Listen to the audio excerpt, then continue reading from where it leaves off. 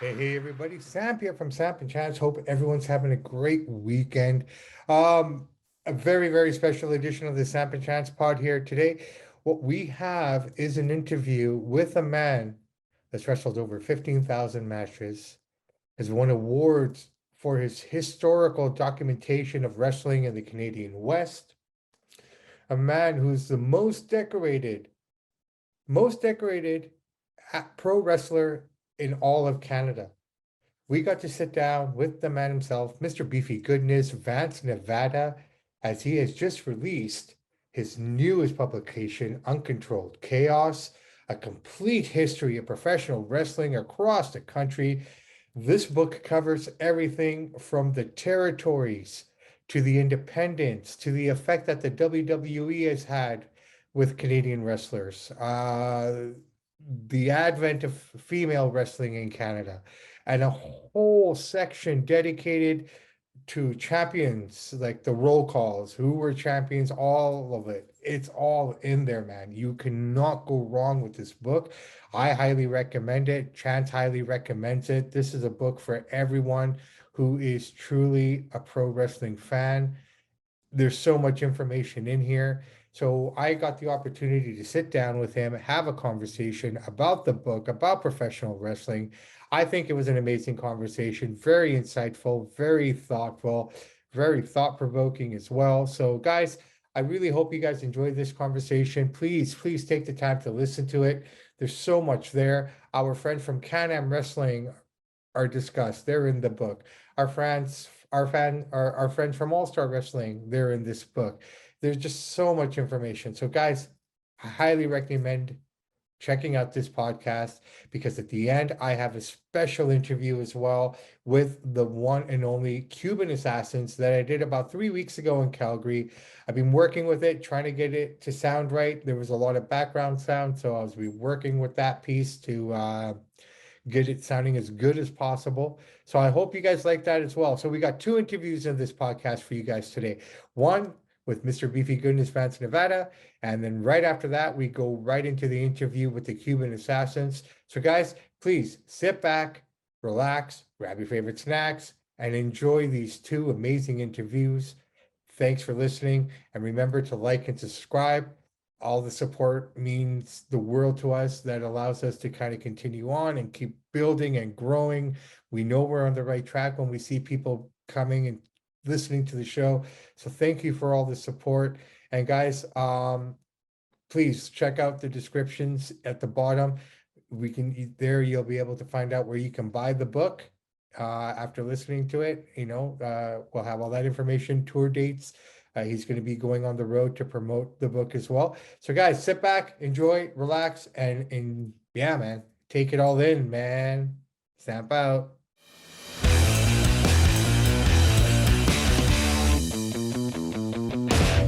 Hey, everybody, welcome back. I am Bobby Sampson, and I have a very special guest here with me today. Ladies and gentlemen, I want to introduce you to none other, Mr. Beefy Goodness himself, Mr. Vance Nevada, a man who's been wrestling since 1993 from coast to coast, raising the blood pressure of fans everywhere he goes. A wrestling historian, and that's why you're here today, Mr. Beefy Goodness, Vance Nevada. Thank you very much for coming on to the show. Absolutely, my pleasure to be here. And we're here to talk about this amazing publication, Uncontrolled Chaos, Canada's remarkable professional wrestling history. Amazing book, Vance. I have read it from cover to cover. Well, I've read all the sections, but glanced through all the title reigns and what have you. But the meat of the book is amazing. To be honest, I'm probably going to have to go back and read it again just to kind of pick up some of the things that I missed out on. I guess the first thing I'd really want to understand is, how did you start compiling this information? Like, what's the starting point for this amount of information? I think it started very early in my career. I was only about 18 years old, and started to hear stories from the veterans talking about the old days of Winnipeg wrestling. Mhm. And I wasn't aware of Winnipeg having an independent scene. My first introduction to anything other than the AWA or Stampede or the WWF at the time was in 1989 when Tony Condello got local TV in Winnipeg. And to Mhm. me, that was the origin of local wrestling. And so then when you started to talk to people and like, oh no, wait a minute, there was wrestling here in Winnipeg in the 40s and 50s and 60s. It really piqued my interest. And so I started, originally it was intended to be a summer project for something to do in the summer of 1994, Okay. to go and look for a very specific piece of information in the Winnipeg archives. Mhm. Uh, and the Winnipeg Archives itself, it was kind of an interesting dynamic because the building that now houses the archives used to be the Winnipeg Civic Auditorium. Right. So it was like I was in the very building that Whipper Billy Watson had wrestled in, and a lot of these legends of the day. So you're like, this little place where I'm sitting and scrolling through old microfilms could have been like where somebody got hit with a chair back in the day. Right. Right. So Right. it was really interesting. And when I started to discover how many guys that we know from the territory days like Moose Morowski and Bulldog Bob Brown and the Von Steigers and Roy McClarty and George Gordienko that Mhm. all came out of Winnipeg. Mhm. It was amazing to me, right? And Yeah. then you get into like the Roddy Pipers and Don Callis and Chris Jericho and now Kenny Omega. Yeah. It's so fascinating. And for me as a kid growing up in Manitoba, Right. anything you ever read about wrestling was about WWF. Right. And if they were talking about Canadian wrestling, it was only about Calgary. It Mhm. was only about Stu Hart. Mhm. Mhm. And, no doubt Stu Hart and Stampede Wrestling are a huge part of wrestling in Western Canada and Canada as a whole. Right. Right. But there's a lot more to the story. No, 100%, and it's well described in the book itself. One thing I was really interested in was the fact that yourself, when I was reading about you in the territories, was it hard to write about yourself?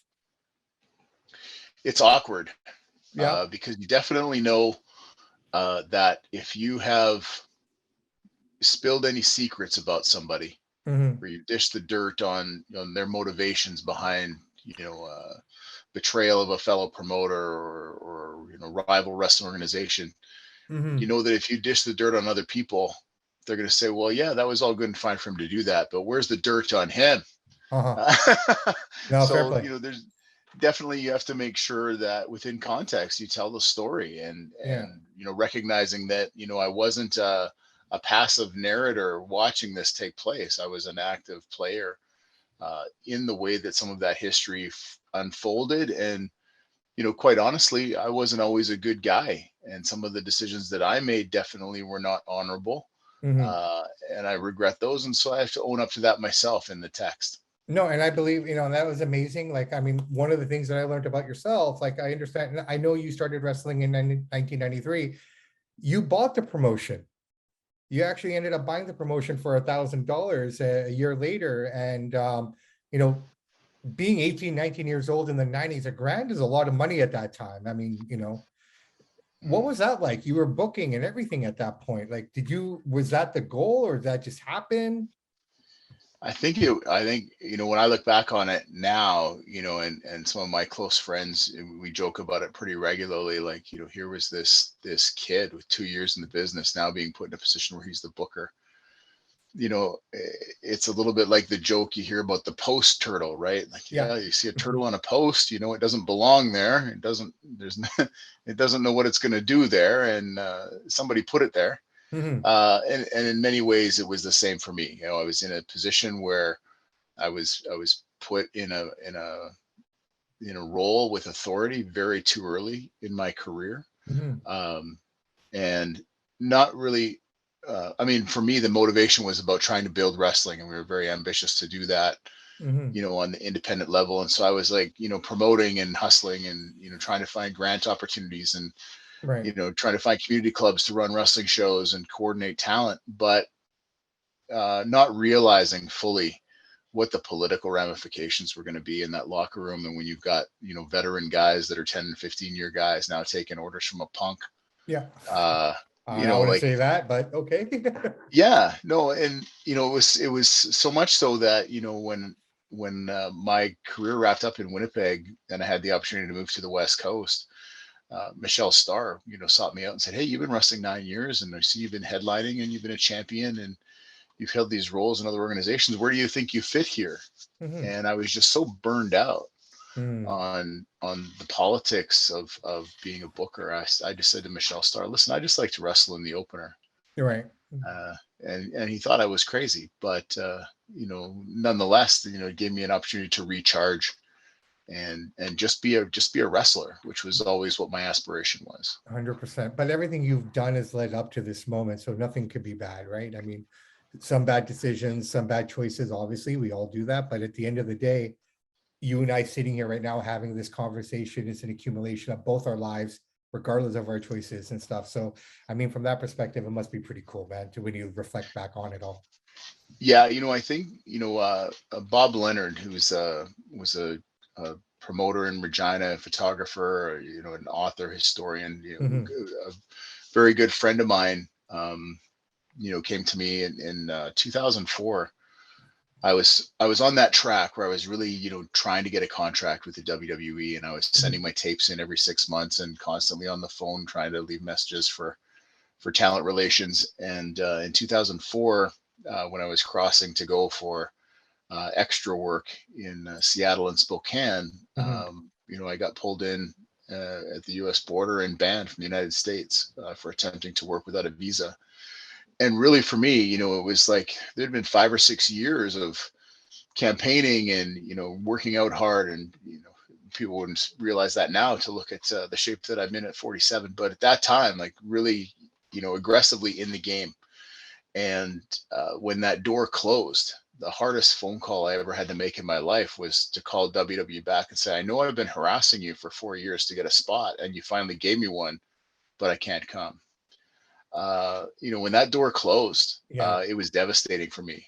sure. But Bob Leonard was like, "Well, you know what? If," and this is years after the fact, he said, "If you had gotten a job there, then your first book, Wrestling in the Canadian West, wouldn't have happened, Yeah, no, and you would have 100%. been too busy with other projects, and now this book would never have happened." Yeah, yeah.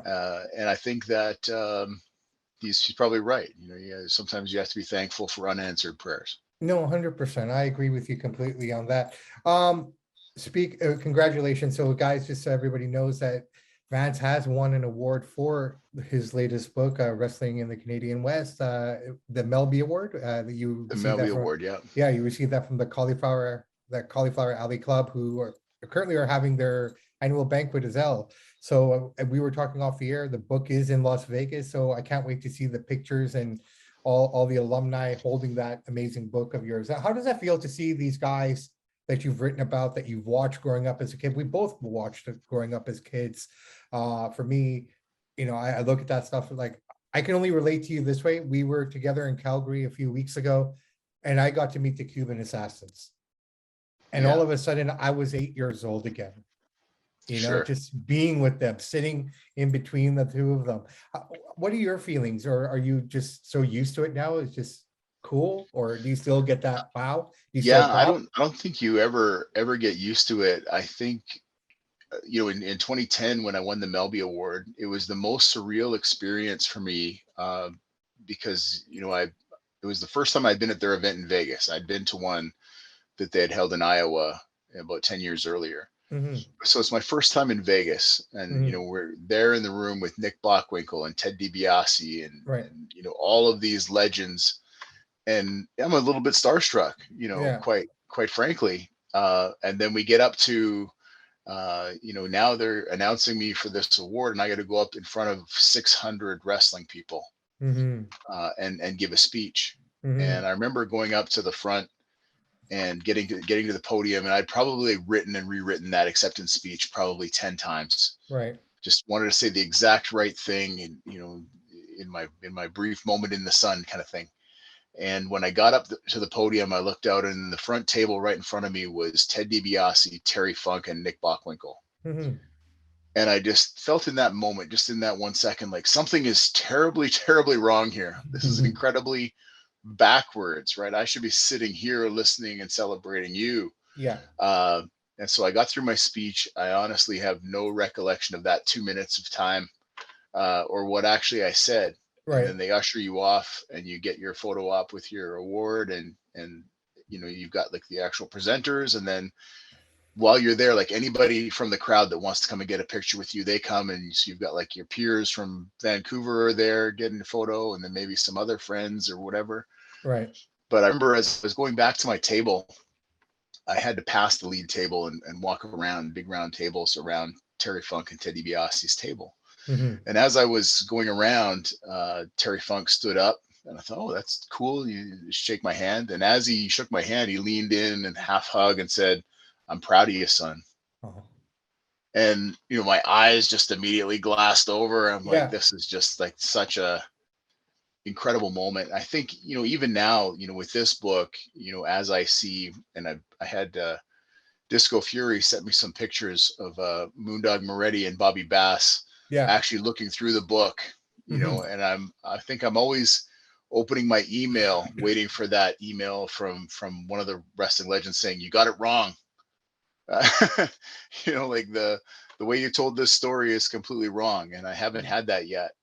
But just I think it comes from really being attentive to the scope of work, but also being respectful of the subject matter and the players involved. Well, I think it's also a testament to you and what you have gathered here and to pretend. So, I mean, congratulations to you for putting in all this hard work. Um, did you have to set limits to how much information you could actually put in the book, and how much did it actually end up on the floor? You know what? When I first submitted the manuscript to the publisher, keep in mind, like the actual writing, like once we had set out to commit, we're going to do a book, it was about 18 months, Mhm. start to finish. And it was Mhm. during the pandemic. So it wasn't like, oh, well, we'll do it on a weekend when we don't have somewhere else to go or something else to do. There Right. was nothing else going on. So this was, my pursuit. Every free minute that I could get in front of my computer screen, I was, writing or researching or, tweaking this Yeah. manuscript. Yeah. And so when I submitted it, the first manuscript appraisal came back and said a typical book is 80,000 words, and what you've submitted to us is 239,000. So we're recommending that you cut 2/3. Ooh. And I said, I'm not cutting a single word. Yeah. Okay. Okay. This isn't a novel that you're going to read on a weekend. This Hmm. is a reference book, and the first Hmm. reference book of its kind that Yeah. covers that subject matter. Hmm. I'm not cutting a single syllable. Yeah. And luckily I had Emily at Friesen Press who was there to go to bat for me and say, yeah, she understands the context of what I'm trying to do. Paired me with a publishing specialist, Brienne, who is a Hmm. wrestling fan, Hmm.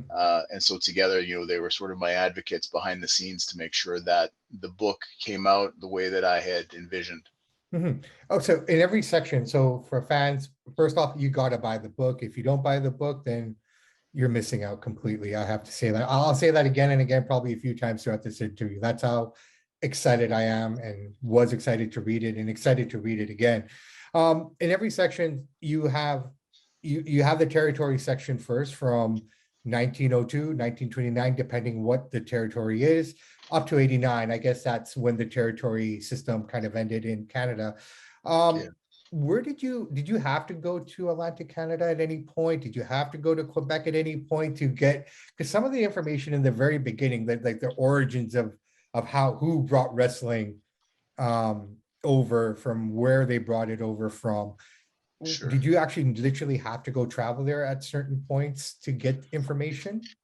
Yeah, in some of those cases, and this is kind of one of the interesting parts about the way that I've been able to develop and research the subject matter over the years is, back when I decided that I was interested in wrestling history, I would always find ways to piggyback my wrestling bookings with opportunities to do research. So Mm, if I knew I was wrestling in Regina on Friday night and they needed me at the arena by 5 o'clock, well, I'd show up in Regina at 1 o'clock and go spend 3 hours in the library and dig up research. And so I did the same in the Maritimes. It was a little harder to do when I went there because we were wrestling every night of the week.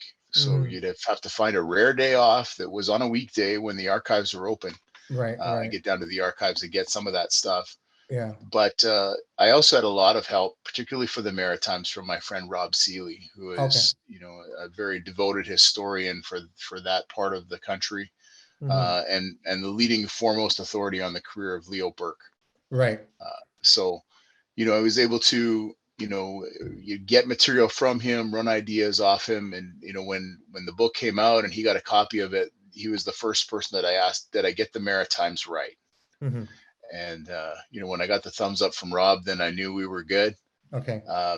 But in I think probably the hardest part with research at this period of time is, even if you could find a resource, and Mhm. it is easier than it was 20 years ago when I started, because Oh, for now so sure. many newspapers are now electronic and they're Yeah. online. Uh, Quebec has a fantastic depository of newspapers. Mhm. It's very slow to slog through because Mhm. I don't speak French. Right, right, right, right. So months and months of researching Quebec, and eventually you sort of get like the rhythm of the statements to understand what's happening. Right, right. But yeah, And 20 years ago, we didn't have Google Translate either. So yeah. So that would be the other part, right? You find an interesting article. They're like, this sounds like it's important. It's on the front page of the newspaper. I need to figure out what they're talking about. no, So 100%.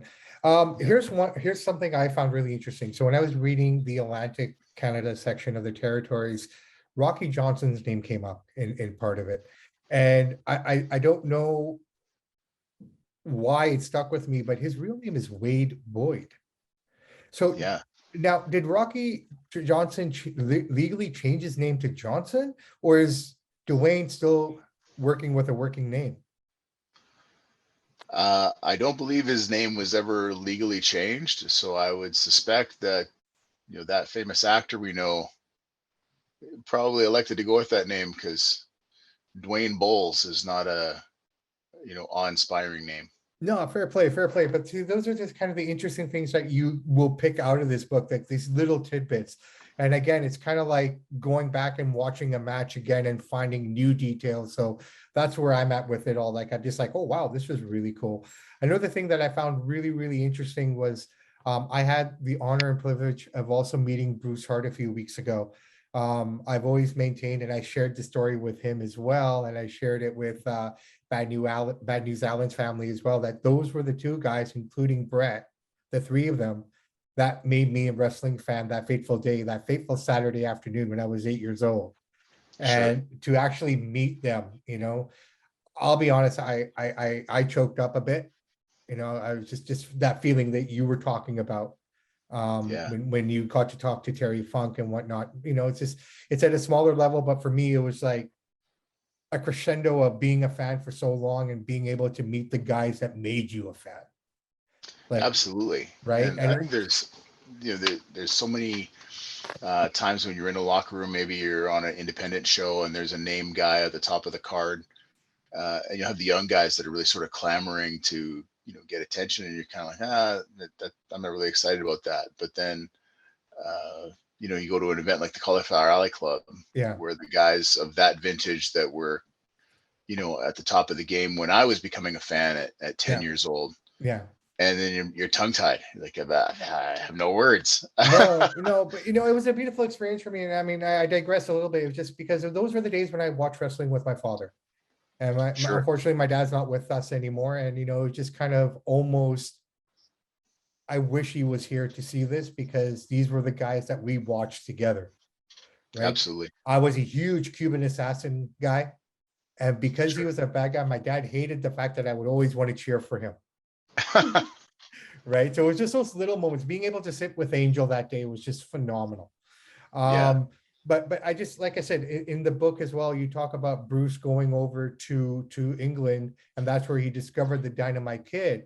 And I didn't realize how influential that was for Bruce, because in his Hall of Fame speech that he delivered that night at Stampede Show, he talked a lot about Dynamite in his speech. And it's tying it all together. Like the book helps with that. Sure. These little details, things that I've watched, I'm like, oh shit, so that's the backstory on that. So Hmm. just, that was really cool. Vance, I've always wondered, now that you're one of those wrestlers, in my opinion, that kind of had old school influences, but really was brought up with the new school and the next generation of what wrestling is today. How was that experience? Like working with the old boys, like I was watching Table at 3 with Undertaker and the Bones crew, the Bone Street crew, and just hearing their stories. Guys don't do that on the road anymore.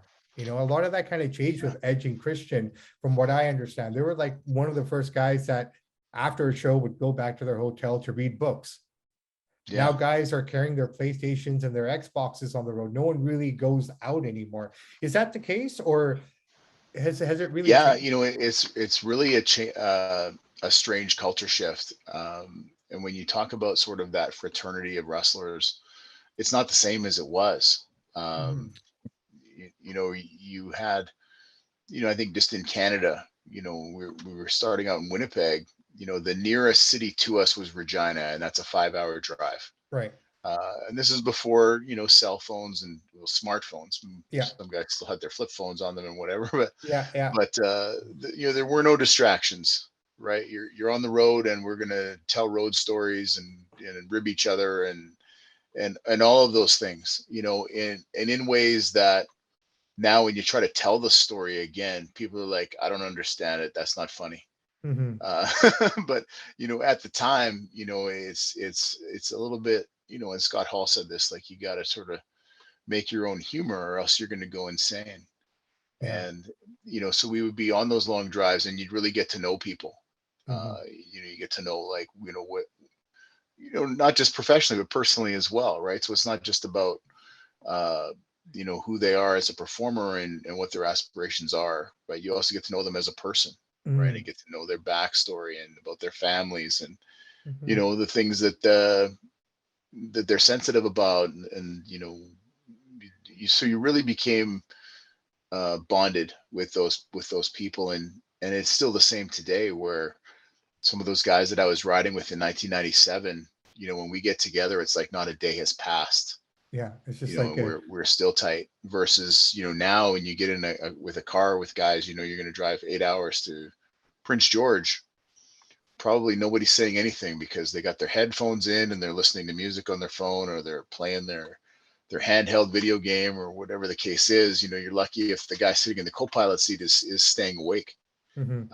And then after the matches, and for better or worse, there is less frivolity after the show, which Mhm. is typically the when the misadventures occur that documentaries are written about, and books, Yeah. and some of those stories you like to hear about life on the road. Mhm. A lot of that is non-existent anymore. Now, do you think the new generation of wrestlers, knowing the past history and stuff, really didn't want to buy into that kind of lifestyle? Because it almost feels like wrestlers today are treating it like, a 365, the body, everything, the whole concept of staying in shape and health. Not to say the old school guys weren't, but they were known to smoke a pack of cigarettes and drink a keg of beer between them after a show. Kind of very Sure. similar to what hockey was like, or basketball. Or like training camp was training camp, correct? It was Yeah. time to come back, lose the weight. Whereas now guys Yeah. are literally in shape year round, training year round. Um, do you think that plays a factor in the shift in culture? I think it's more than that. I think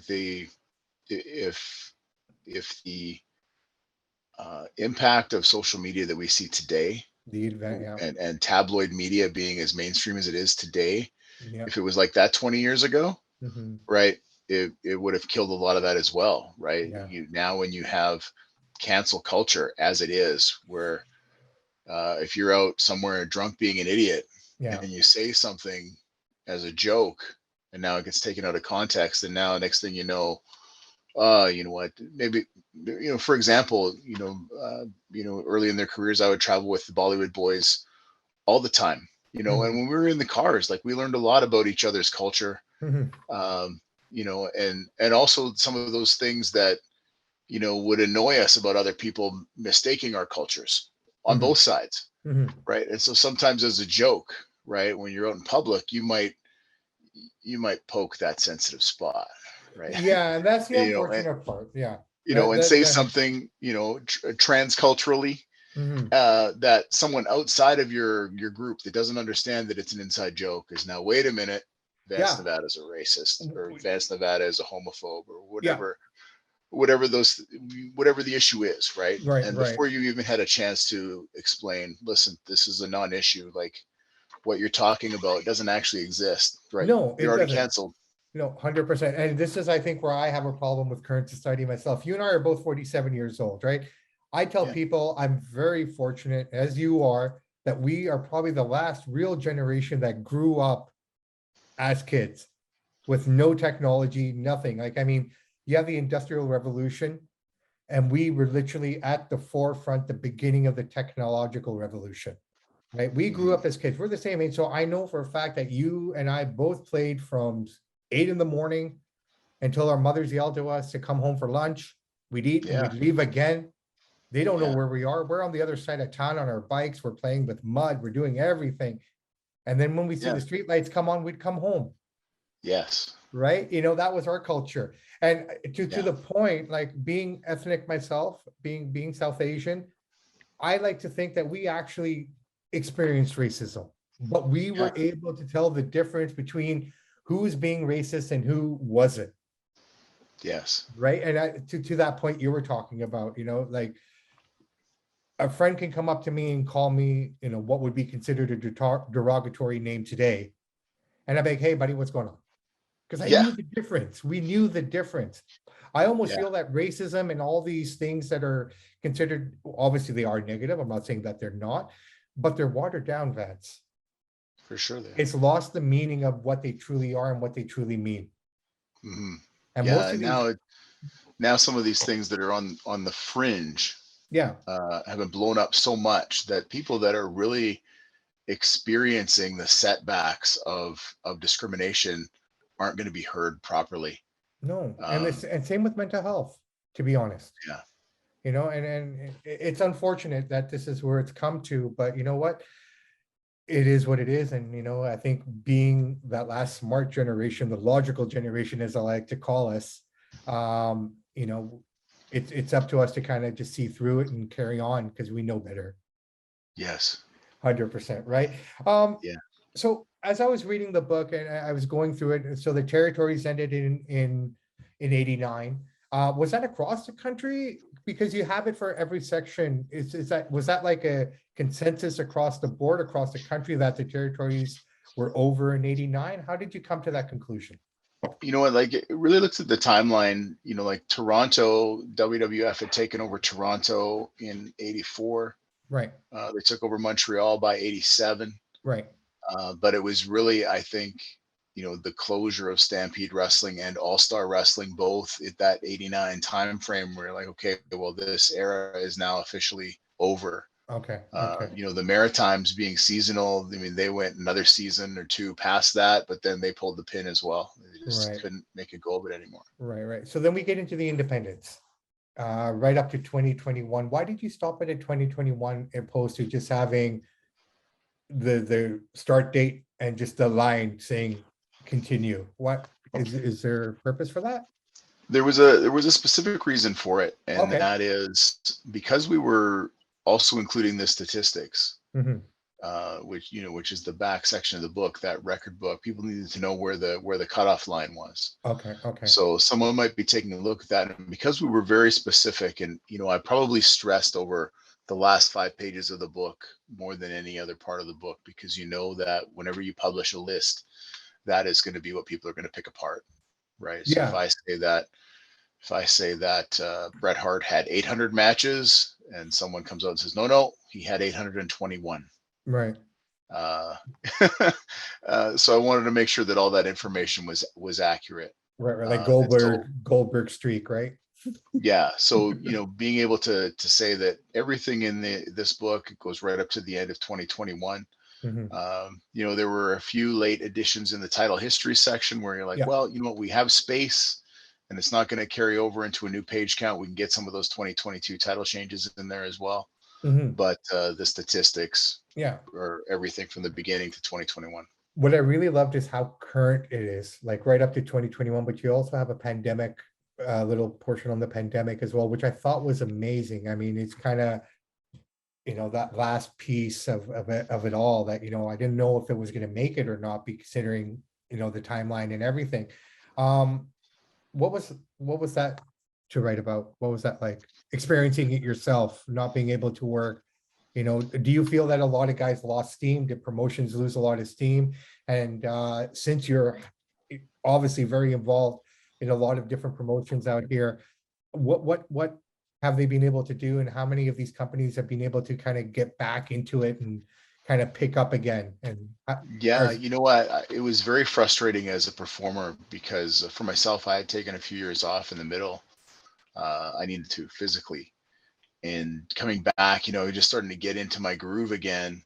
And just as you're sort of finding your stride, now we're shut down. yeah. And from the very beginning, uh, we didn't believe the propaganda that said it's only 8 weeks. We're Mhm. just going to shut everything down for 8 weeks, to flatten the curve. Um, maybe it's the cynic wrestlers in us to know, yeah, we've seen this storyline before. But, we were having the conversation in March to say there's no way that this is only 8 weeks. We might be back up and running by Canada Day, but All Star Wrestling in particular, traditionally takes the summer off. Right. So they said, okay, well, it's March. We're not going to have any shows until September. So let's ramp up everything to reopen in September. Hmm. And we took the time to focus on some of our merchandising and develop a coloring book and do some retro design t-shirts and Hmm. merchandising, get the guys in the studio and cut some like out of character promos just to sort of stay Fresh. visible, Yeah. and let people know that, hey, we're still here. And then when September came and went and there was no start date in sight, and then October 1st came and there was still there's no hint of this thing letting up. um, I had to step away from it at all again and just say, what, like this is too frustrating for me creatively. I'm going to go write a book. Right on, man. Right on. And then thinking that, yeah, I'm going to commit to this, and then as soon as I get started, then wrestling's going to reopen again, and then I won't have time. Uh, but I had the full year. Okay. No, no, fair enough, man. It's a blessing because now we're gonna get at least another 5, 6 years of Mr. Beefy goodness in the ring with the extra rest and everything. So if there is a It's positive, there's a possible. oh no, I know it, brother, man. I've seen you work. I love your work. It's amazing. Um, thank you for everything that you've given us over the years. Thank you very, very much for that. Um, as I was reading the book and I was reading the territories, and then I read into the independents, and then we get into the effect that the WWE has had with, in Canada and what have you. Is it harder today because of the independent scene to be noticed in on that platform? I almost feel like the territories was almost an easier route to get to one of the bigger promotions. Uh, is that right? Am I wrong? Or I think really what's happened is if you look at how much wrestling is happening now, uh, it seems like there's so much wrestling happening, there's right? wrestling for Wow, there's everybody. just so much going on, right? But what you're seeing actually though is a lot of noise Okay. because nobody's working together. Okay. So uh, and I'll pick on BC Okay. uh, because you've got thrash wrestling, you've Right. got uh, All Star Wrestling, you've got Vancouver Island Pro, you've got Big West, you've got Yeah. 365, you've got Yeah. WrestleCore, Yeah. now Boom Wrestling, Boom's Nation coming Extreme out. Wrestling. Yeah. There's so much stuff happening, but Hmm. in reality, for yourself outside looking in, if you were sitting there with a blank check and could book what is the ultimate BC wrestling show, you're not just picking from one crew, No, you can't. right? You're like, Yeah. I like this guy from All Star. I need Yeah. this guy from Thrash. I need Yeah. this guy, these couple guys from the island. Yeah. And then you're putting that all together, right? Hmm. Those guys, that core group that you would pick for that dream show would have been the guys that would have been working the territory, Right. Okay. So in right? essence, But the independents are kind of like the territories in a way, because I know, for example, as I've gotten deeper and deeper and more involved in the local scene here now in the last 8 months or so, I don't claim to know quarter of anything, but I know enough to understand it because of my fandom and what have you. And, just I almost feel that this would be an amazing if 360 would partner up with, say, All Star or something like that, and have Eddie Osborne show up at a show and take out so and so, or vice versa. You know what I mean? Those would be cool Yeah. little things. I don't think we see enough of that. The biggest change between the territories and the independents is television and schedule. Right. Right. So, while we would talk about Stampede Wrestling and say Stu Hart ran this empire of Stampede Wrestling, Hmm. no, Stu Hart ran Calgary. Yeah. Mike Bulat ran Edmonton. Right. Right. This guy ran Saskatoon. This guy Right. ran Regina. This guy ran Right. Lethbridge, but Right. they were working together. Yeah. So, all under that one shared banner with the television show to promote everything. Hmm. And that's the way that wrestling used to work, right? You'd have the AWA out of Minneapolis, right? Right. They had 20 towns that they ran. Yeah. Al Tomko was their guy in Winnipeg, but Al it was Tonko, yeah. AWA, Yeah. Yeah. right? So, It's like the Tunnies in Toronto yeah, with right. the, So yeah. if you could put together, if you could get the promoters, and this is where egos start to clash, Right. because and this is why it's always fails, is that if you could pull together the best of the best, and get that on television, Hmm. and allow that to have the repetition for it to really mature. Now, all of those guys on that television show are getting contracts, Yeah. right? And Yeah. we've seen the quality of talent that we're producing in Canada, Hmm. and you see them, on television, whether you're talking about Bobby Roode or Kyle O'Reilly, uh, Kevin Kevin Owens, Owens, Sami Sami Zayn. Zayn, Yeah. Evil Uno, Stu Yeah. Grayson, Chris Yeah. Jericho, See, Matt Menard, that and Angelo Parker. Like, that blew the my immensity mind. of Canadian Yeah. wrestling on the world stage is unbelievable. No, you're absolutely right. Because like I said, as I was going into the independent section of everything, I didn't know Evil Uno was Canadian or Stu Yeah, Grayson was Canadian. Like I'm watching these guys on AEW, like, oh, they're Canadian? yeah. Wow. It's just like, it's insane. Do you think it's harder for Canadian wrestlers to be recognized now overseas? Like we have the Kenny Omegas, we have, the guys that we've all mentioned here.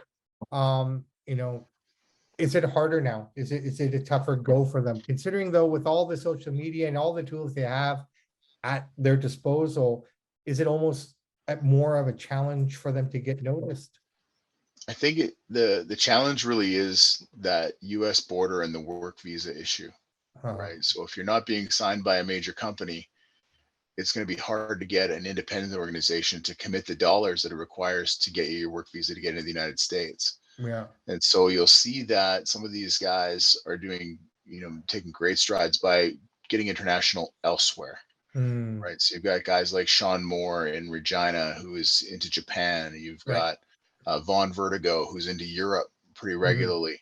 Hmm. Um, sort of getting back into recognizing, and there was just a big contingent of Canadian guys that went to Mexico for 6 months last year. Right. So not developing just tunnel vision on WWE or AEW, but doing things that are going to build your resume in a constructive way to set you apart from all of the competition, right? You're not just a local guy from Calgary or a local guy from Winnipeg. No, you're the guy that got their start in Calgary, but you've been to Japan, you've been to Mexico, you've been to Germany, you've been to the UK, and have built your reputation, Hmm. right? And this is advice that even Lance Storm was giving his guys, early in his school, where he'd say, you know what, when he first got his work visa, in the United States, it was off of a newspaper article that was touting a lot of things about him that made him unique and made it easy for the promoter to sell, the work visa application as a talent that they couldn't get from the United States. Like, he's not taking an American's job.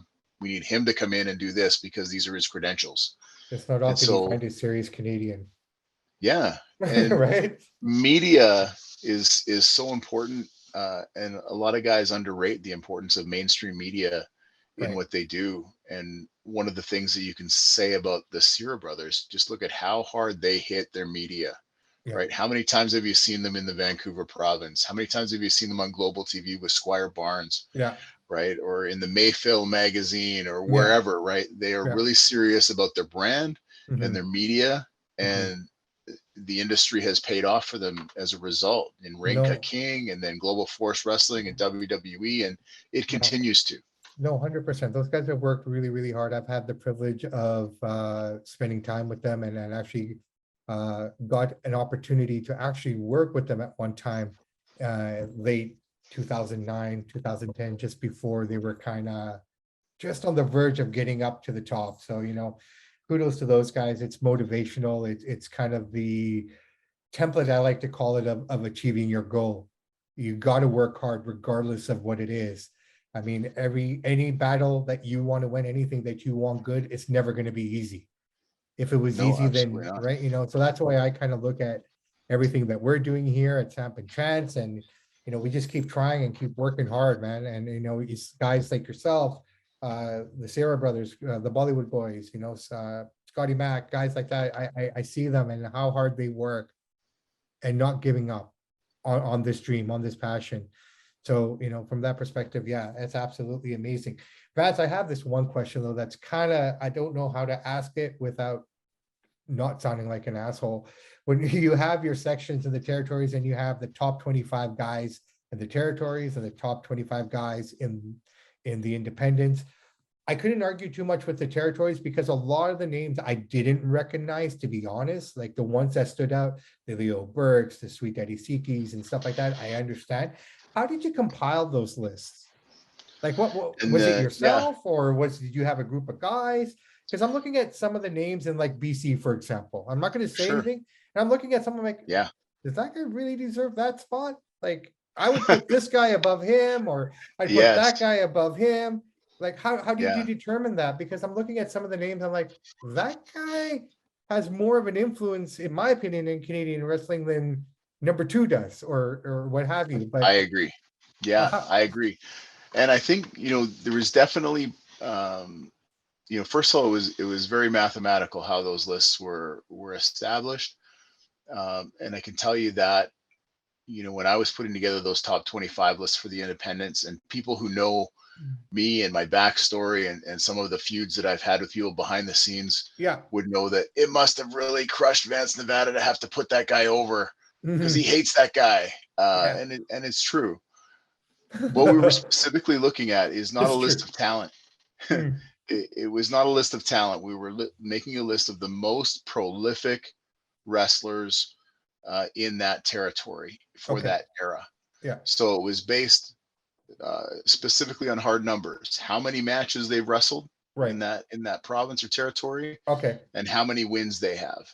And a lot of people will argue with me and say that wrestling stats don't matter because of the nature of wrestling as a sport. And I look at it this way. Take Goldberg, for example. Yeah. Goldberg was a guy that when he came on the scene, everybody said, like, this guy's a Titan, uh, and he's going on this big streak. But at the end of that streak, really, what became of Goldberg, right? Like in his whole career now, Goldberg has maybe wrestled 200 matches. Right. That's probably a fair assessment. Right. So while he had a big impact and made a lot of money over a period of time, then you've got a guy like Leo Burke Hmm. who wrestled for 33 years Right. and in Canada alone wrestled 3,000 matches. Yeah. That doesn't include his work in Japan or Germany or Puerto Rico or in the US, Hmm. overseas. Leo's career, he wrestled more than 4,000 matches in his career. Hmm. Uh, so I look at that longevity of a wrestler and how much they contributed to wrestling. And Hmm. so when you see a name, I think in the Alberta top 25 for the territory is like a name like Goldie Rogers. Yeah. Or, people be like, hey, Goldie Rogers, like, wasn't that guy just a jobber on TV? Maybe, right? But, he was there for a long, long time, despite no push, Yeah. despite, the pay conditions of Canadian wrestling versus American wrestling. Hmm. These were the guys that really put in their time. For BC, Eric Froelich is often overlooked. Yeah. See, Uh, I had to look him up because I didn't know who he was, to be honest. but I. but there he was. He was a Yeah. mainstay, on Yeah. television, and he was an undercard guy. Mm-hmm. You know, I think maybe he had one tag team title reign in his whole career Mm-hmm. in Canada. He had some success internationally as well, but Yeah. you know, these were the guys that really put in the time. And so Yeah. when you look at the you know, the independence list, you know, Yeah. that's where people really start to say, hey, wait a minute, this guy got missed of the top 25. Right. You know, there's some tremendous talents that, you know, Chris Jericho, prime example, Yeah. Canadian guy, started his career in Canada, but his Mm-hmm. career took off internationally so fast Mm-hmm. that he really didn't have the body of work in Canada before that happened. Mm-hmm. Right. So you'd say, well, hey, you missed Jericho. No, I didn't miss Jericho. Right. We counted Jericho's stuff too. Yeah. You know, the guys that you see there are the guys that have put in the most time. And when we consider the wins, and people would say, well, yeah, but wins don't matter, right? Because maybe the better wrestler actually lost. Right. Right. Right. That's true. But it's the longevity of their career and the strength of their promotion.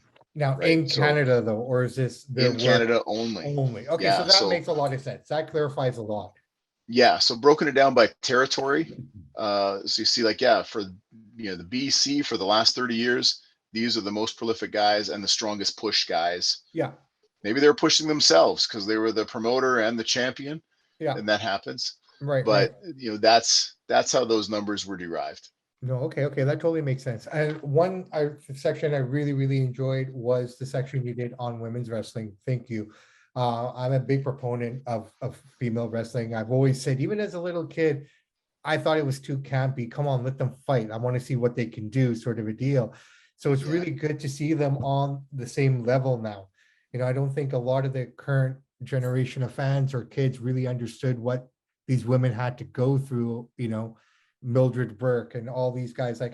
It blew my mind to know that women's wrestling was banned for such a long time. 1971, they started to allow women wrestle in Ontario. Is that correct? yeah. That's what I read in the book. So, you know, it's just You it's know, and little I details just like thought it that. was really interesting and topical because you know in the last few years as the WWE has been going to Saudi Arabia, Yeah, and the naysayers have been so critical about, well, what are the conditions the women wrestlers have to deal with when they go there? Like they have to wrestle in like sweatpants and sweatshirts and they can't wear anything revealing and they have to yeah, be covered up. yeah, And people think like this is terrible. How could we support anything like this? Well, those were the same rules we had in Canada 40 years ago. So we're yeah, not really that much more progressive yeah. in that way. And of And I think it will surprise people to learn that the things that were said by you know the organized religion and fire chiefs and police chiefs and mayors and councils and wrestling commissioners in relation to this segment of talent, it is absolutely horrifying. it is And horrifying, you know, and to go back to Saudi Arabia 20 years ago, these same women who would even attempt to do something like that would end up being stoned publicly, like literally legitimately stoned, yeah, you know, or like so medieval style. progress is being made, and Absolutely. you What know I found, probably 50 years from now they'll have yeah. caught up. Yeah, I know, because I remember reading as well that you were talking about, you know, especially in provinces like British Columbia, maybe the prairies where mining and you know those kind of industries were really taking hold, that you know wrestling was really geared to a lot of those guys as a form of entertainment. You'd almost think that having the women, you know, not in a sexist way or anything, but I mean, at the end of the day, women sell, right? I mean, Yeah, that's just a absolutely. reality. It's not to have them a part of that, you know, kind of blows my mind as well from the economic standpoint. I'm sure their numbers would have been even higher. They would have grossed even more money out of these shows if they were to have female performers perform.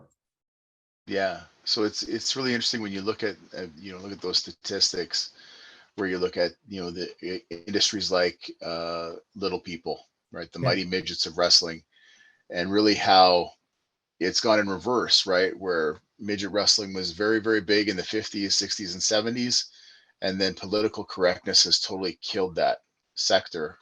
And then on the other side we've had this equality movement and letting the girls go and perform and showing that they're athletes.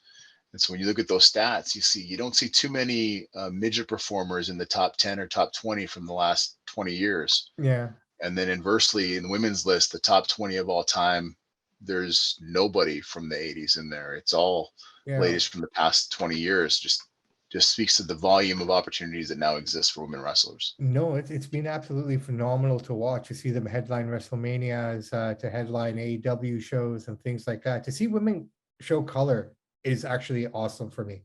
Like I think Britt Baker's probably done it the best. Then again, WWE probably with their no color policy, we can't really get it from them. But just being able to see them on that same level now is really fun, and I really enjoy it. And sometimes I'll be honest, man, I think they have better matches than some of the guys. Yeah, you know what? They're trying harder and it matters more.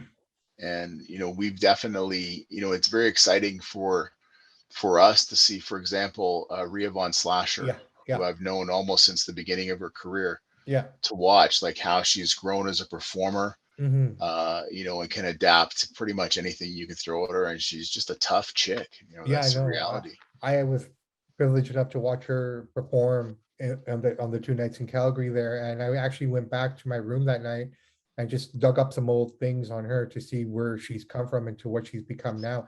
And yeah, these girls have come so far. It's just absolutely just mind blowing, and I'm really happy for them. And I think that's just great stuff here. But where do you see wrestling now? Where do you see it going? Like, I mean, for me personally, I feel like we're starting a rebirth of a new golden age of wrestling. There's everything for everyone. It feels to me, based just even on the volume of wrestling that's happening, and the variety of opportunities that you have, where it's a bit of a seller's market if you're a wrestler, right? You don't have to be stuck any place where you don't feel like you're valued or contributing, and you can get out there and identify that, hey, you know what? For example, right now I think there's like 5 promotions in Edmonton. So if I'm not really a fan of one brand, I just don't have to take that guy's phone call. Right on. Yeah, yeah, yeah, yeah. I don't have to wrestle there because it's the only place to wrestle. Right. And in many cases in the 1990s, for better or worse, I mean, you can make arguments on both sides, and I definitely can as well. But in the 1990s, in Winnipeg, my pal Steve Stryker always says, we were geographically castrated, Hmm. because in Vancouver, you had guys that were able to work in Portland, Oregon, and Seattle. That was about a 4 or 5 hour drive. Calgary really didn't need the leg up because they had the direct connection of the Hart family being Hmm. in the WWE, and then the other influences that were post Stampede, like Benoit and Pillman and guys like that were in WCW. Hmm. So they already had, if you came out of Calgary, you knew you had a place to go. Yeah. Ontario, you were connected to New York State Right. or Michigan. Yeah. The Maritimes, you were connected to New England. Winnipeg was Yeah. connected to nowhere.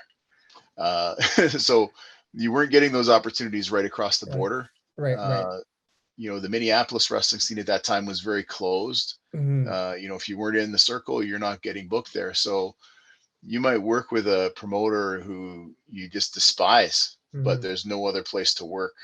No. And Well, if you're tied to that city, that's what your opportunity is. yeah, in the Winnipeg, in the Manitoba section of the territories, I bring this up because you mentioned AWA. Greg Gagne is on your list. The son of Yeah. Vern Gagne. So you were talking as a kid growing up and whatnot. Obviously, on here on the West Coast growing up, we basically got WCW, but that came on at midnight. But we were predominantly a WWE Stampede Wrestling.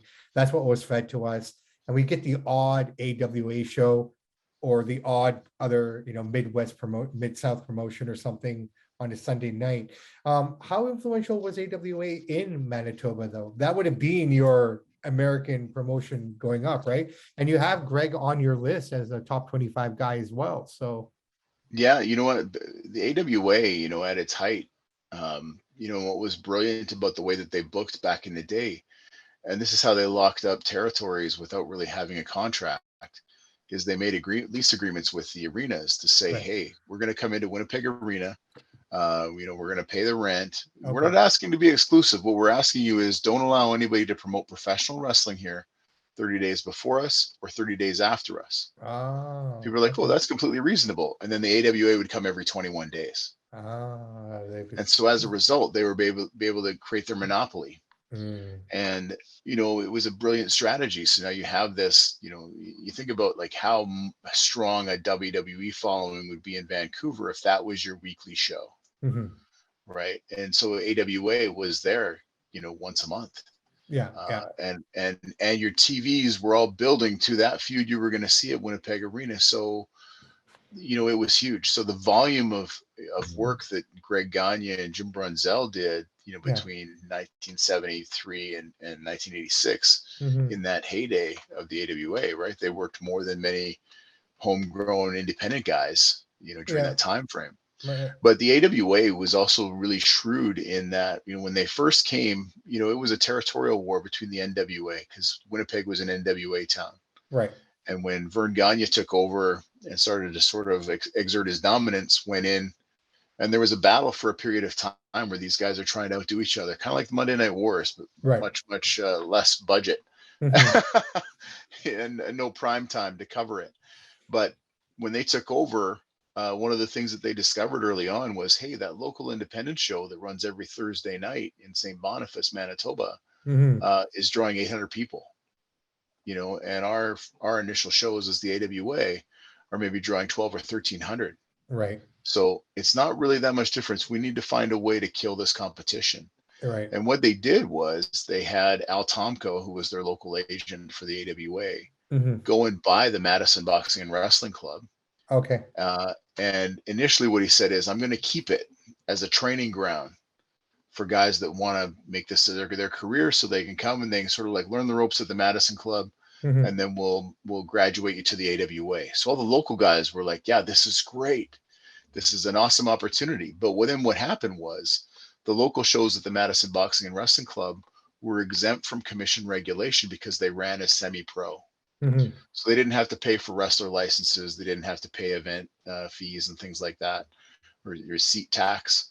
But as soon as Al Tomko booked one of those guys on an AWA show, now they had a pro license. They couldn't work the semi-pro show anymore. Right. Right. Right. Right. And so effectively, when he got Moose Morowski and Bulldog Bob Brown and the Von Steigers and all those headline guys working Mhm. undercards for AWA, even if they were in the first match and they lost in 3 minutes, they were now a pro. So effectively, they killed the Indies Uh, in Winnipeg for that period of time. well, fair enough. So here's just something I also found interesting. So, like I was saying, growing up as a kid, we got predominantly WWE out here. And one of the shows I grew up on was Maple Leaf Wrestling.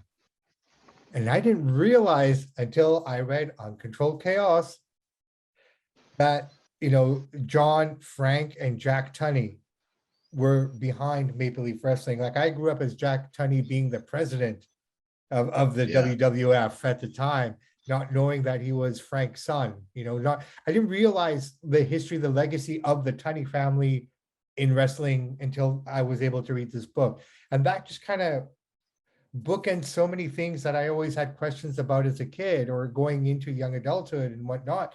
That just blew my mind. So the WWE was actually working with them, running their show under their banner. That was really cool. It was a way for them to get in, Right, at the point when they had come in. Um, the Tunnies had been working with the Crockett's out of the right, Carolinas, and it wasn't working anymore. It right. was failing to draw. And so here comes Vince with this, novel concept. We're going to do this thing. You can still call it Maple Leaf Wrestling. It was basically a buyout of Toronto, but giving both Jack and Eddie Tunney an office role Yeah, where they could still sort of exercise their influence in Toronto. right. That relationship later soured by the time they got to WrestleMania 6. And then as a result, Jack Tunney was basically erased from the history books. There's very little He, that you well, that see or hear was, about Jack Tunney as a result of that fallout. I think the last thing I saw of Jack Tunney, now that you mention it off the top of my head, and this is the kid in me coming out, now the historian kid in me, was the press conference that he did with Hulk Hogan and the Ultimate Warrior when they were doing title for WrestleMania 6.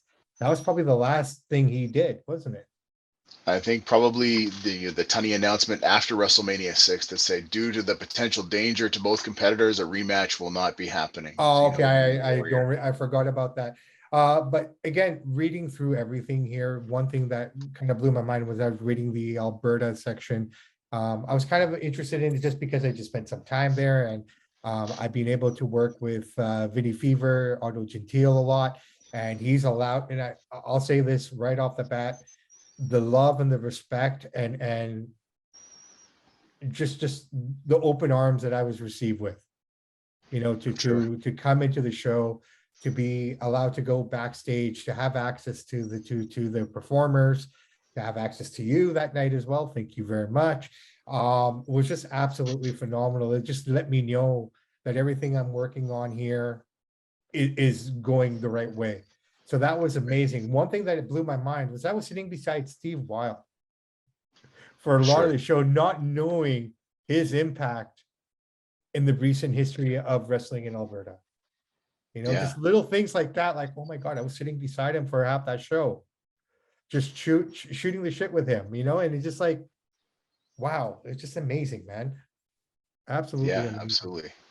But hey, I tell you what, where can people buy this if they haven't already bought it?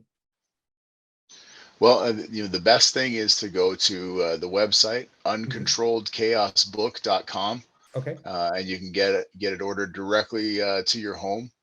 And then starting this Saturday, October the 1st, I'm hitting the road. So we've got already 13 dates scheduled between Vancouver and Regina. Well, no, actually even further, because we're going to be hitting Ottawa and Oshawa, Ontario in November, awesome. and the dates are going to keep going right through to the spring. All right, so all this information can be found on the webpage, correct? Uncontrolled Chaos. Yeah, or you can Okay, also check out our Facebook page, okay, uncontrolledchaosbook.com, okay. and that's probably the best place for the info Yeah, and the latest sightings of which wrestling stars and celebrities have already picked up their copy and are willing to put their face to it. yeah, Uh, 100%. So so we'll earlier this add week, that. one of them was Kevin Owens. Yeah, you were at Raw? You were I able to wasn't get. at Raw, but the Ah, book was there. how do you get it to places without you being there? Well, that's the one curtain I won't pull back, Samson. All right, fair enough, brother. Fair enough. No, no, Yeah, you got. we leverage all our relationships. I appreciate that 100%, brother, man. All right, so we will put all this information in the description below, so the fans can find the links and get all the information that they need.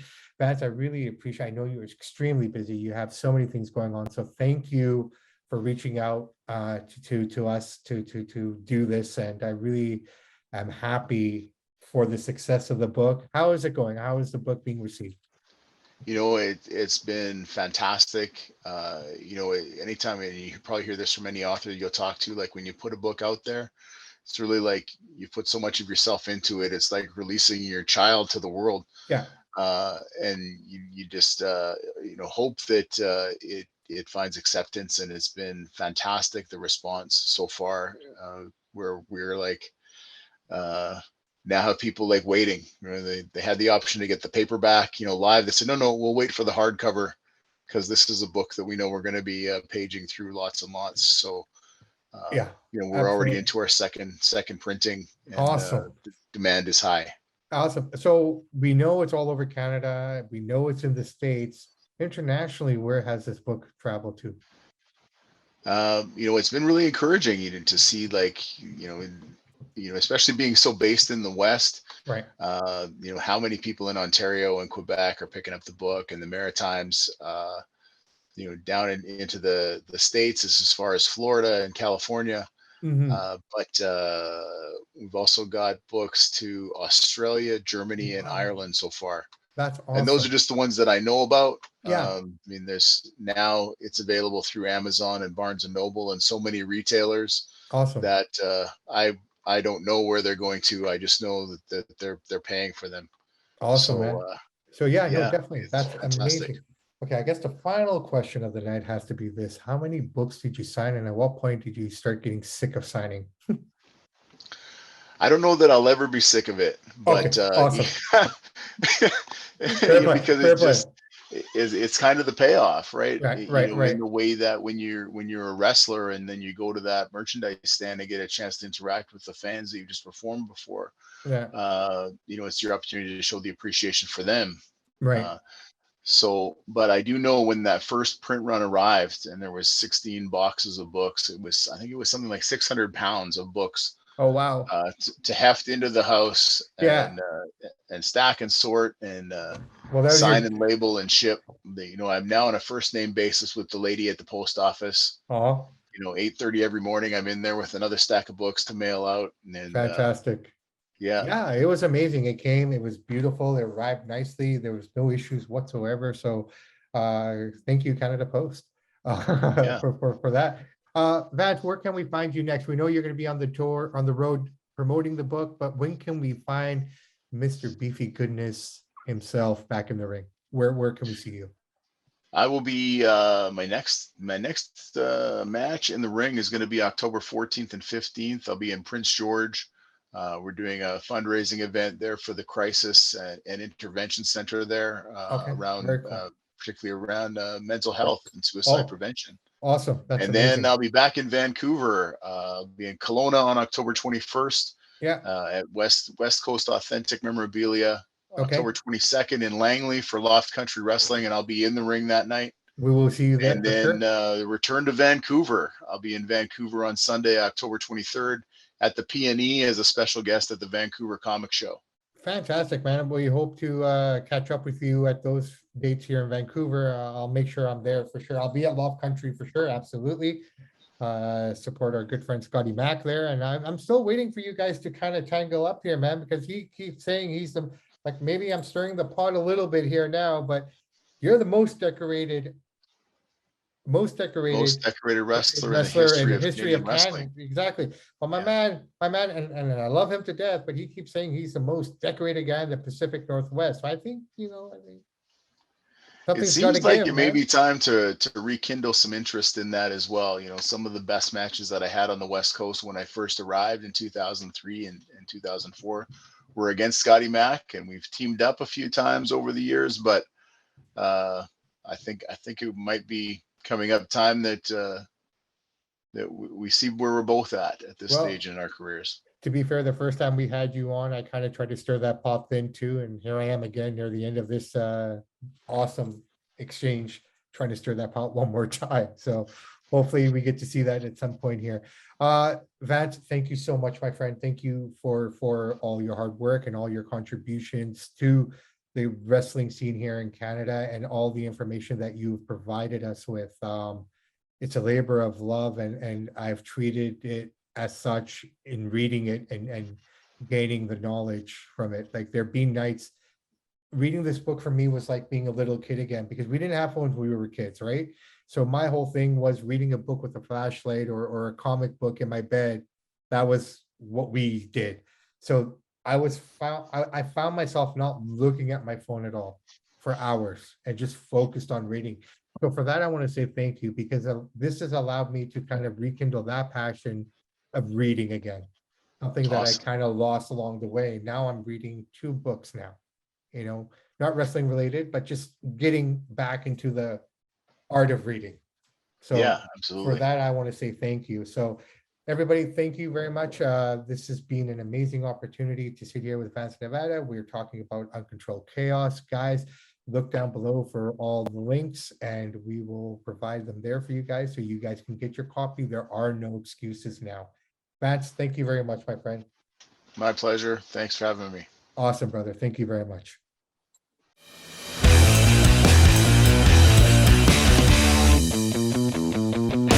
Hey guys, welcome back. Thank you for taking the time to listen to that amazing interview that I got to do with Mr. Beefy Goodness, Vance Nevada.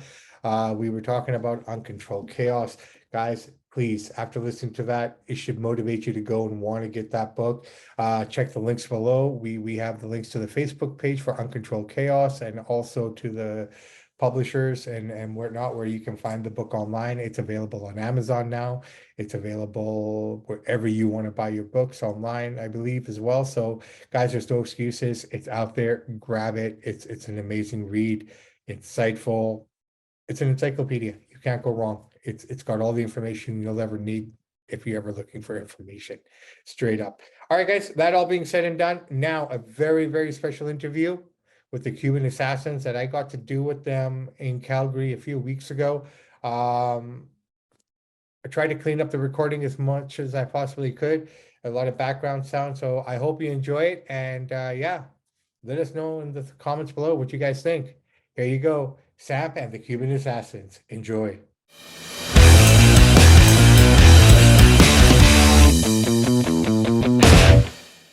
Hey, Samp here from Samp&Chance, and I am sitting here with the legendary six-time Samp Tag Team Champions, the Cuban Assassins. How are you guys today? Oh, I'm doing fine. It's so good to be on with you. I know my partner is doing very good because he's so good looking. Look at that. He's a beast. Angel, how are you, sir? I feel pretty good now, compared with my age. Because age is the one that stop you. But I don't gonna give up yet. Fantastic. So, I guess one of the most important things is what got you guys into professional wrestling? What was it that made you want to follow this path? Well, I grew up in the Caribbean. When I was very young, I had the opportunity of seeing some wrestling matches, and I fell in love with wrestling immediately. I was always involved in some sports of some kind. In the Caribbean, you don't have much entertainment, so you try to get into as much sports as you can. Did you play cricket? I did. When I was in school, I played cricket in school. Played soccer, table tennis, and I wanted to box, but I was always too heavy, and my reaches were very short. So when I would come home after a boxing match, I would realize that I was not doing well. When I look at my face in the mirror, What weight were you fighting at then? I was always heavy, so I was always light heavyweight or heavyweight. So I decided I wanted to wrestle, and it was my passion to start with wrestling. So it was a great opportunity for me to get involved in sports with my partner to have the accomplishments. Awesome. How about you, Angel? How did you get the itch? I used to watch wrestling on TV, United States. And I said, I gonna get met now one of these days, I gonna make it. And I gonna tame the vicious men that you can ever see in this region of 12 central here. And I did. And I spent 38 years in Radio 39. And I don't blame it. Awesome. So as you guys sit here tonight, what are the memories that come back to you instantly about being in this hallowed ground? This particular venue means a lot to us because we had some of the most hellacious matches here because of this great promotion that used to be here. As you know, the legendary Hart and his family devoted their lives to professional wrestling. And we have history here. We had some of the best matches here. So this brings back a lot of memories. How about you, Angel? Well, you cannot complain too much.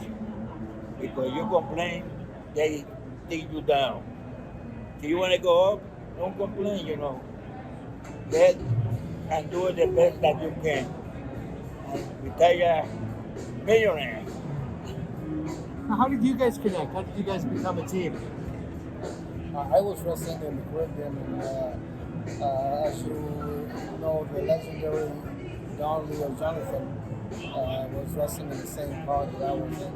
I was wrestling a man by the name of Edward Beefy, Jerry Moore's brother.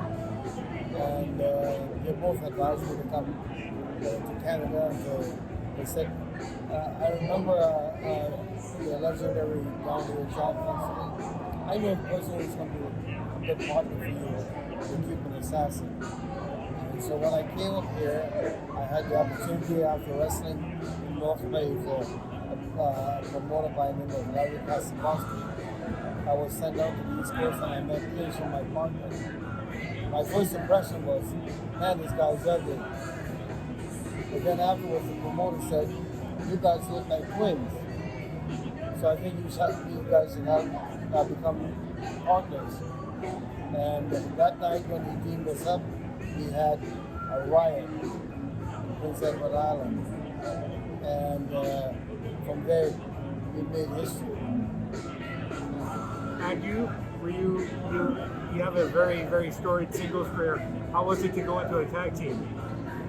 Well, it was hard because I was single, wrestling single. I got a big contract in Japan, I got a big contract, in other places, in Germany, places like that, and in United States too.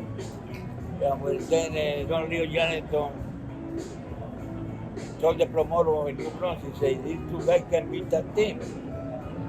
And the promoter said, well, okay, let me see, they agree, and they put it there, to see what they do. Awesome. So if you look back at your guys' career, what were some of the memorable matches that you guys have had that stand out?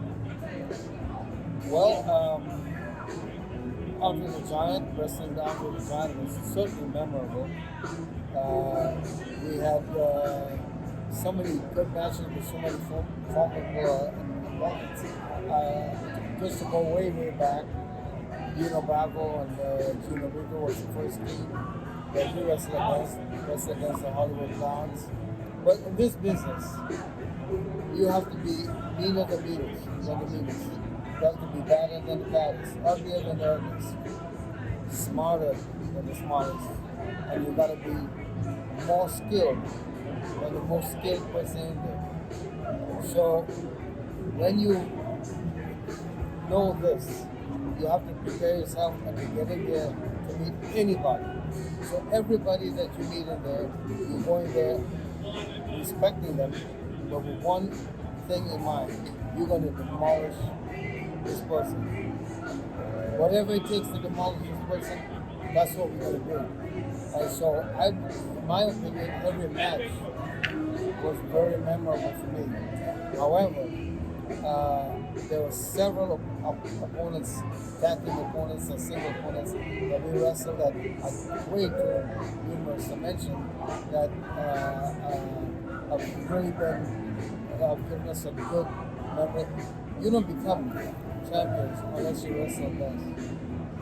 You guys definitely wrestled the best. Yes, we have. How about you? Well, I try to do the best that I can,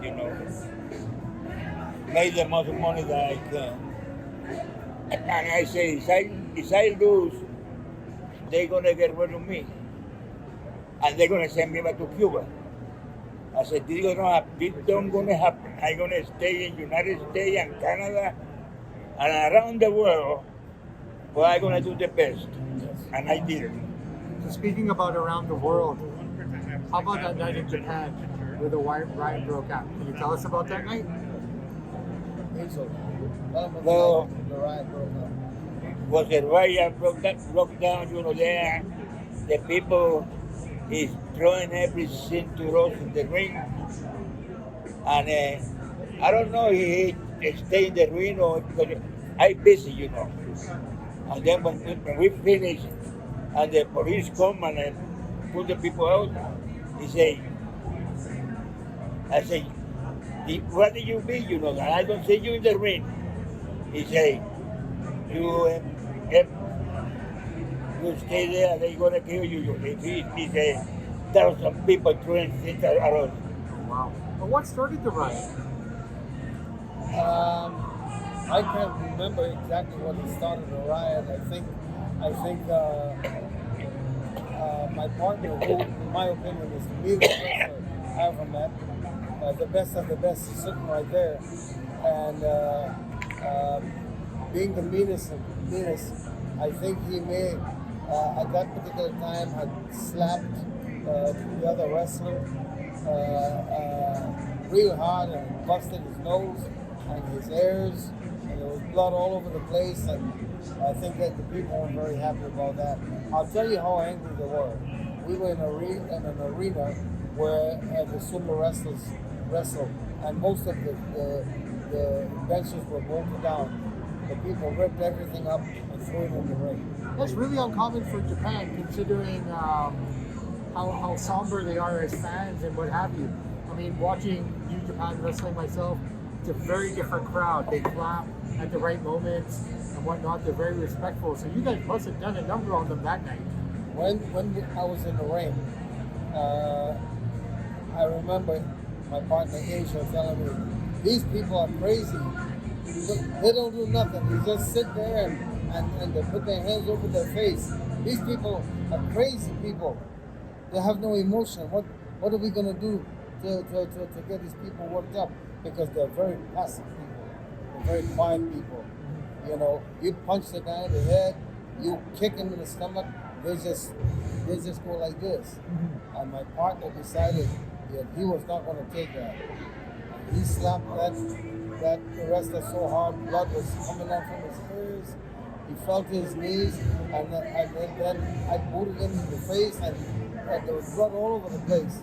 And I think that I've never seen anybody that mean in the ring to anybody else.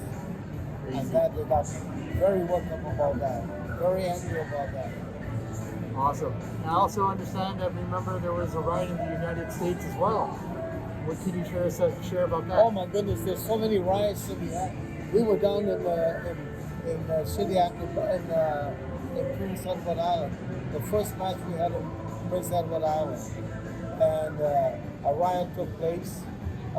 We were doing a crisscross, and my manager got the opponent's feet. My partner jumped 1, 2, 3, and pinned right away. And they got so angry about that, a riot took place. That night, the referee lost his car. That's how angry the people were. Wow. How about you? Any famous U.S. riots that stand out for you? Well, I wrestle all over the United States. And the people in the United States, the fans are different than the Canadian one.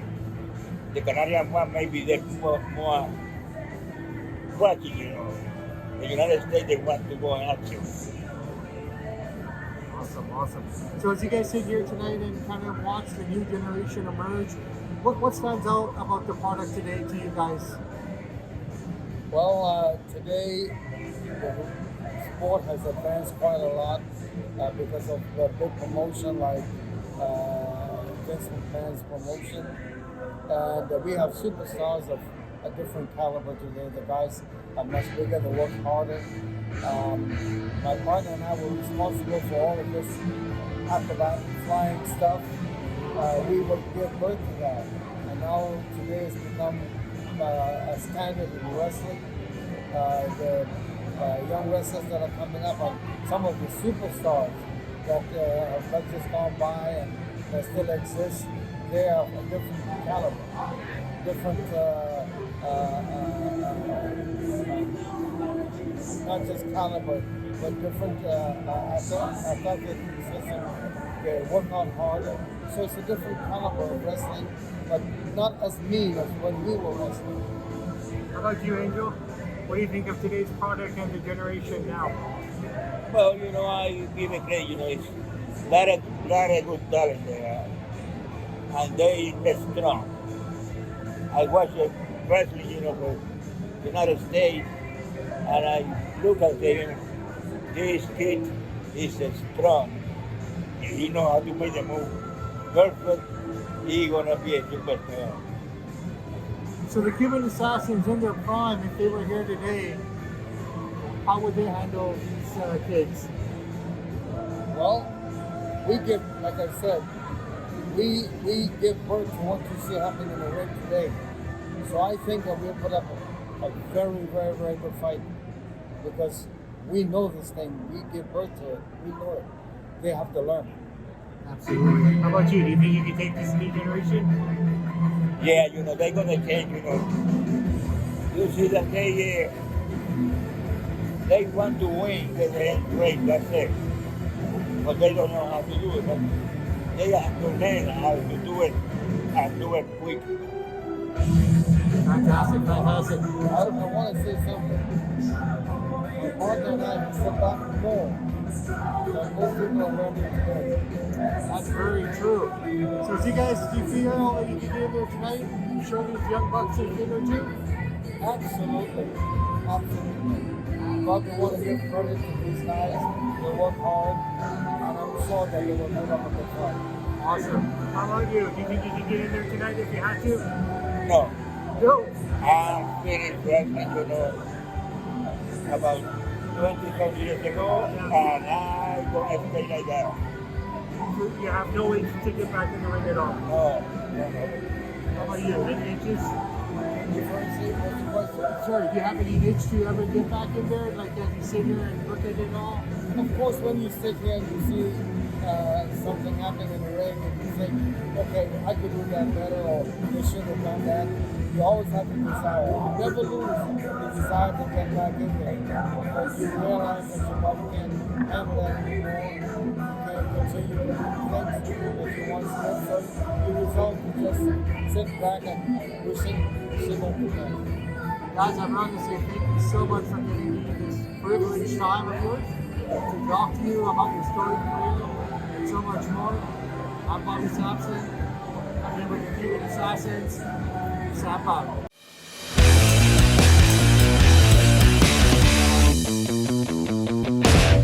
And there you have it, guys. The Cuban Assassins. What an amazing interview that was. What an amazing experience that was for me. Very humbling. The Cuban Assassins, two guys that I basically grew up watching as a child, and to have the opportunity to kind of be with them, to actually meet them and to kind of pick their brains was an honor and a privilege, to say the least. Big shout out to Otto Gentile, Mr. Canam himself, man. Thank you so much for the opportunity to reach out to them and to actually have the opportunity to sit down with them. So big shout out goes to him for sure, absolutely, for making that possible for us here at Samp&Chance. Big shout out to the Cuban Assassins, Angel and Frank, for the opportunity, not once but twice, to sit down with them and to talk to them. So again, thank you guys all for taking the time out to listen to these two interviews. I hope you guys enjoyed them as much as I enjoyed doing them. That being said, that's it for this episode of Samp&Chance, a very special episode of Samp&Chance. I hope you guys have enjoyed it. Please like and subscribe. Join us on this journey. Things are only going to get better and better as we go from here. We'll be back Tuesday with a new episode of Samp&Chance Wrestling Edition. I think we're going to be having a preview of Extreme Rules, which will be happening next week. So we'll look into that. We'll dive into that.